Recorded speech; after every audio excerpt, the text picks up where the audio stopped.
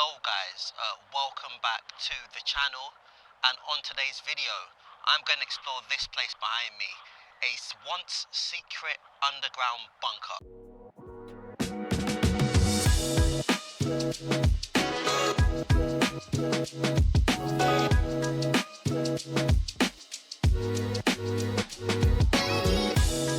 So yeah, a bit of background about this place behind me. So this historically was a nuclear bunker, specifically created for the Cold War period, sort of around the 1950s, 1960s. As we all know, the world was at threat from nuclear warfare between obviously Allied powers, historical Allied powers, so like the USSR, the UK, the USA, so on and so forth.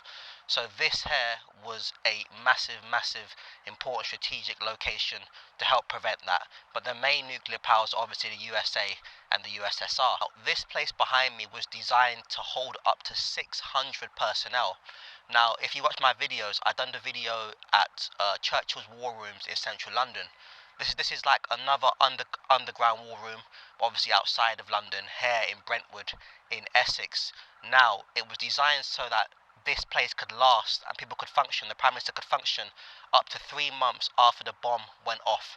Let's go inside and have a look. So here in front of me you can see like a missile, as you can see there.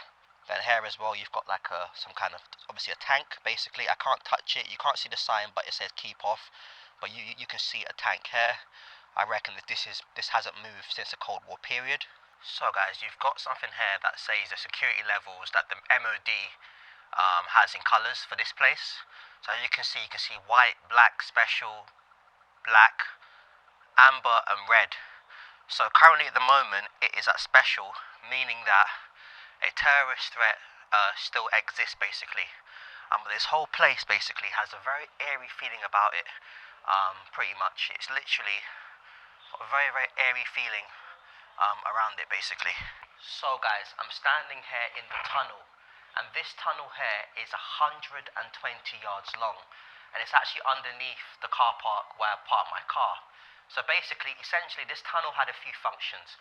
First of all, it was to defend pretty much people in here from the blast.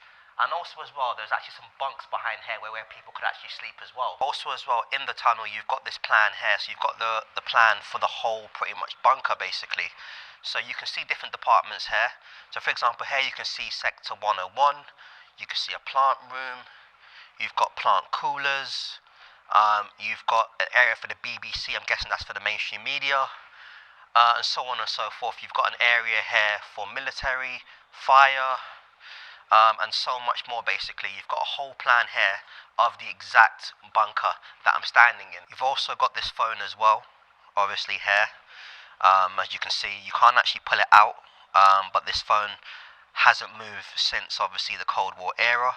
These beds were actually put here because there was an estimate as to how many people they actually thought would be in here, but these are just for extra people who turned up. So the beds would obviously be stacked to the side, then whoever needed them would pretty much come in and basically obviously sleep on them. So these here, to most people you just see a bunch of like sort of rocks or whatever, but this here is proof of glacial activity. So the reason why the bunker was chosen for this location was because the soil was perfect to essentially dig under. Now, there are 27 different types of soil, glacial soils, I think it is, from that era surrounding on this land basically. So it made this location perfect to build the underground bunker. Behind me you've got the Home Office radio room, and this room is pretty much self-explanatory. It's where they use radio to communicate with the civilians up and down the country. Obviously back then there was no internet or anything like that, so this way was the method that they would have used if they had to communicate what the Prime Minister wanted to say, or higher up officials in government to the public. Now this here was manned 24 hours a day because news stories or anything like that could break at any time. So it had to be equipped to be able to actually update the nation regarding anything that they needed to know. Behind me as well, on the wall, you'll see a diagram or a picture of a mast. So this is where the communication happened from. and I was told every district council across the country had to have one. So these essentially what was used to communicate pretty much, and I think there's one located, I think roughly about every 30 miles north to south in the UK. I think so, please don't quote me on that. I don't know if you can see it, but in this room you'll see a variety of things that was used to essentially defend the bunker in the Cold War. So on the left hand side you can see a variety there of firearms. You've got like a dummy soldier, and you've got there like a vest to protect them, and so on and so forth. So there's quite a few things in here showcasing that. So I'm in the sirens control room, and as you can see here, it says it here. So these sirens essentially would have been sounded to warn the population of an impending attack with an underlying note. So as you can see, I can't touch these, but you've got here like a generator cubicle, and these sirens here were exactly what would have been used. So you can see here it says, please press firmly once to sound for sound signal for 60 seconds. So you've got two there, and then you've got the siren pilot light, and then you've got a rough photo here of what it would have looked like back in obviously the Cold War days, what this room would have looked like basically. But this is the siren control room. So guys, I've come into the telecommunications section, and this is where all the telecommunications was done basically, whether to the nation or to other parts of the military basically, or the armed forces. So essentially this is where the BBC broadcast came from, which is this location. And in here, Margaret Thatcher or whoever the Prime Minister was, you know, Winston Churchill, whoever it was, could speak to the nation from this location. So in here you're going to see a variety of old school stuff that some of you young people may not know. I'm going to show you about right now. So here you've got an old school computer, as you can see right there. Then on top of it you've got obviously this here, and then as you can see you've got a little message saying this modern telephone exchange will do all that the room full of mechanical exchange equipment would have done. You've got an old phone, and then obviously you've got here just these as well. And as you can see, there's a few rooms going around here. I'm going to show you right now. So guys, this telecom room here that I'm in essentially used to contain over 2,500 telephone lines coming into the bunker. So I'm in the PMBX switchboard room, and these switchboards in front of me were manned 24 hours a day by up to 6 operators would essentially man these basically, and this was done to keep messages flowing through to HQ. You've got like a book here pretty much, and then you've got obviously the old school phones and so on. So in here would have been the supervisor room, and as you can see that's obviously a mock-up supervisor there, and then the supervisor would have essentially everyone that would have been in this room, so would have sat here or anywhere like that. This is essentially pretty much where obviously codes and signals went out basically. So on this paper here you can see a teleprinter message form, as you can see. Yeah, so on this map we've got the Greater London Home Defence region, and as you can see Kelvedon and Hatch where we are would have been the regional defence centre outside of London, and every borough with the blue dot would have had their borough headquarters, and then the red dots would have been existing GLC group emergency centres. So one in Cheam, one in West Norwood, one in Wanstead as well basically. But every borough had essentially their headquarters during that time. These are pro signs that are used for controlling traffic. So you can see the pro signs there on the left. So for example, ZES1 would mean message number whatever received incomplete, please repeat. So you can see they had various codes for communication. And then here you've got the home defence boundary map. So you've got all the counties of the United Kingdom. This one shows England and Wales mainly, but you can see essentially the big black numbers, that these ones are regional boundaries and numbers, and these dotted lines are zone boundaries and numbers. So you can see here how much it was for every single county or region across the United Kingdom. Also as well, in the room behind me is where the scientific advisors would take radiation levels from all over the country. So in there you'll see the clothing that they would have worn, the boots and stuff, and they would have used the room pretty much to essentially take readings from around the UK basically, and see how much of a threat it was. And yeah guys, here you can see the room in some more detail, the BBC room. So you've got here obviously the equipment basically, And something really, really cool, you've got the room, and then you've got someone who would have sat there and gave the broadcast, as you can see. But yeah, pretty much it all would have come from this room here. So here in the map room is self-explanatory. It's where obviously they mapped nuclear detonation, so how to stop bombs going off. Now it was from here in which they made the plans, pretty much, and they strategized how they're going to get to each bomb should it landed, and how to reduce the amount of casualties that it would have caused, either injuries or deaths, and so on and so forth. So this room here is exactly where it happened from. So each of these here represents a nuclear burst symbol. So on this photo here, you can see exactly a photo of what the room would have looked like, and they would be mapping out exactly how to reduce casualties in the unfortunate event. So each of these here is a symbol. I think each symbol represents the size of the bomb, if I'm not mistaken. But you can see here they've got a massive table, pretty much. Also as well, they've got clocks from various locations from around the world. So I'm guessing this is basically for communication. So the left-hand one is European time. Then it's Los Angeles time, so West Coast USA, New York time, East Coast USA, UK time, and then lastly Moscow time. So that's for communication. And as you can see, you've got another map here, pretty much. And then you've got a radio monitoring system. It's called a ANDRI, an atomic weapon detection, recognition and estimation of yield.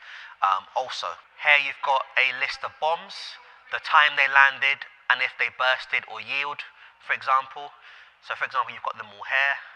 So you've got IA, time 10:03 a.m.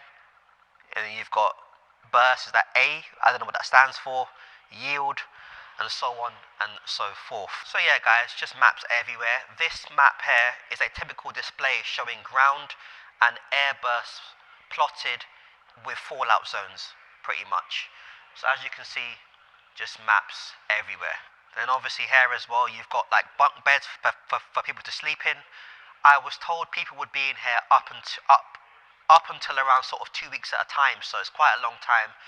You've got obviously a desk there, but yes, you could actually sleep in here as well because it was such obviously an important job. So this area that I'm standing in is essentially the back end of the bunker, the back entrance, and I was told this room here was essentially created to pretty much contain any gas that may get in. So guys, these here are officially called blast doors basically, and these are obviously there to withstand obviously any bombs and protect people that were inside here. Fun fact, each of these weighs, I was told, roughly about a ton. So in front of me you've got filters and an air fan. So basically the way it worked is this. So normally when the air is uncontaminated, the fan on the left basically, which is over here somewhere, is running, pumping fresh air into the bunker. If the air in here was to be contaminated, and the fresh air fan would be switched off, and the primary filter fan switched on basically. On this side here, you've got the nuclear, biological, chemical suite basically, and over there you can see like costumes and stuff, and that's what the workers would have worn basically.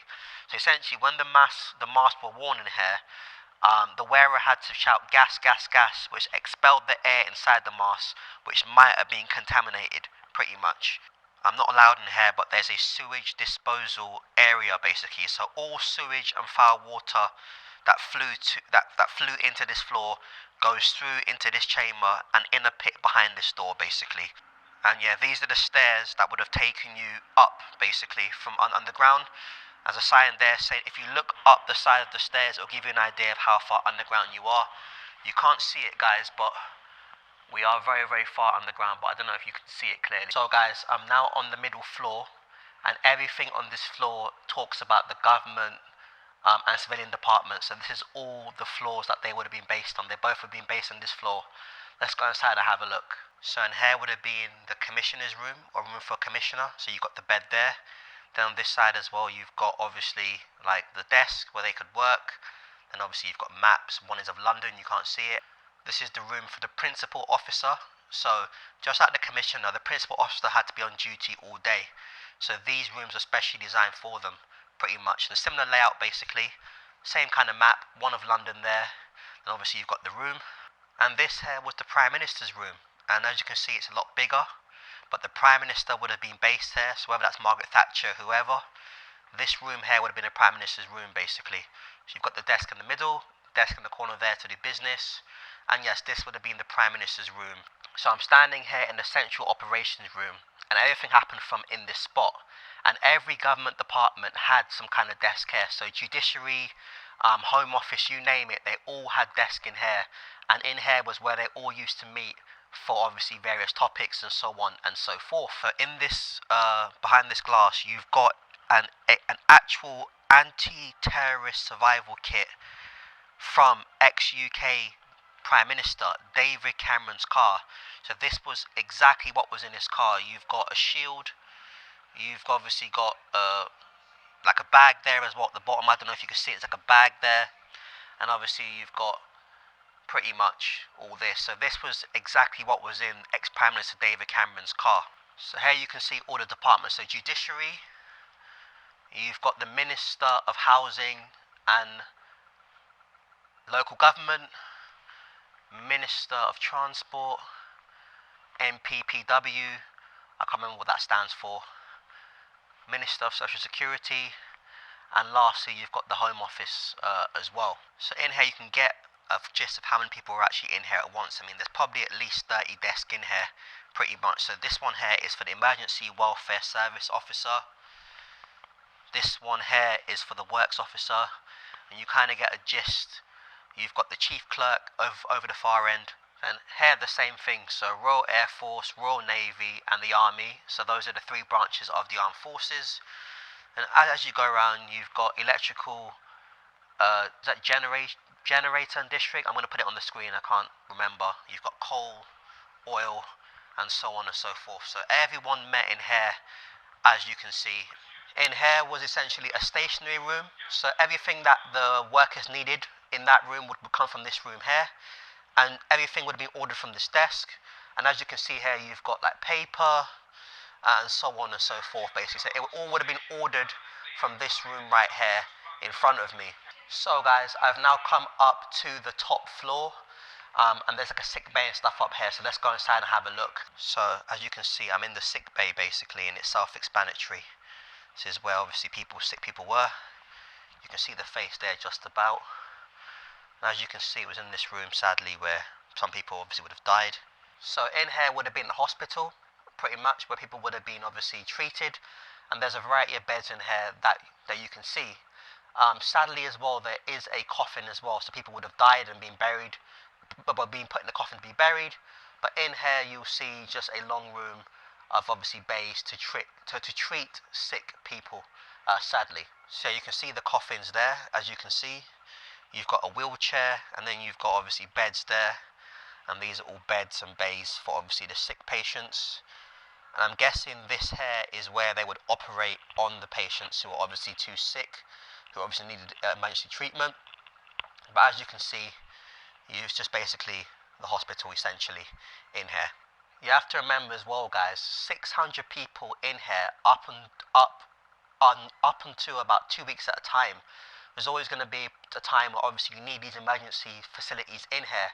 So it does make sense why there's a big hospital and there's like a morgue as well in here, because obviously, you know, the threat of nuclear warfare. So here you've got the men's washroom, and there is about 24,000 gallons of water in the roof that will give them just about half a gallon of water every single day.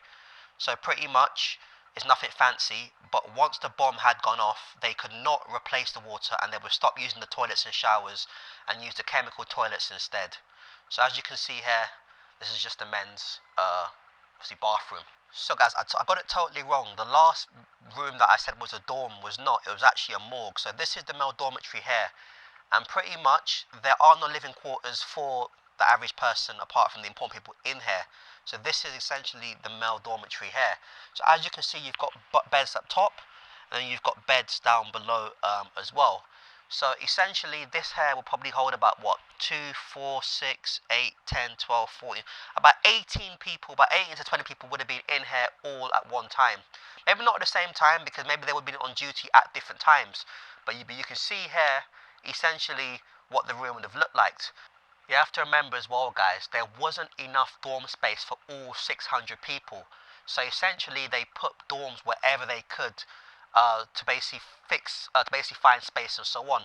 So rooms like this, you may think, oh, it's quite cramped, but there wasn't a lot of room to put 600 people, like dorms and stuff in. So this is very handy to get many people in one area. So as normal, how do I rate the tour? The tour wasn't too bad, to be fair. I like how you can just walk around it. The place had a very airy feeling to it, very, very airy. Overall, it was good though. But yeah, if you're coming to this, it's located in Brentwood. If you're not driving, you need to get a taxi or Uber. But if you're coming by train, the nearest station is Shenfield Station on the end of the Elizabeth line, and it's on the Greater Anglia as well, heading out to Essex and so on. So really, really good. And yeah, I had a good time on the tour. That is it, guys, for today's video. If you enjoyed the video, please don't forget to like, comment, share and subscribe. Let me know, where should I go next? What do you want to see? In the meantime, I'll see you on the next video.